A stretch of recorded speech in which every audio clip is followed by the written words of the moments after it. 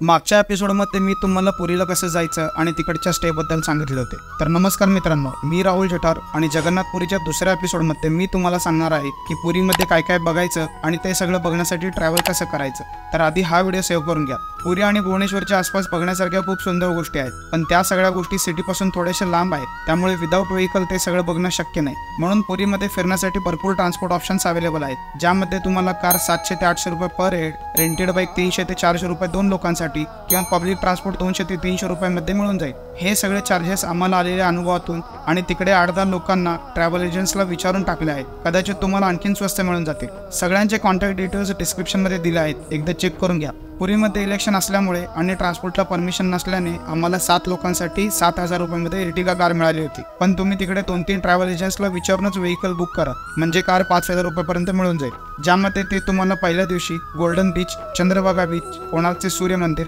धौलगिरी, भुवनेश्वरमधले सगळ्यात महत्त्वाचे लिंगराज मंदिर, केदारगौरी मंदिर, मुक्तेश्वर मंदिर, सिद्धेश्वर मंदिर, उदयगिरी, नंदनकनन आणि दुसऱ्या दिवशी डॉल्फिन्स पॉइंट म्हणजे चिल्का बीच फिरवतील।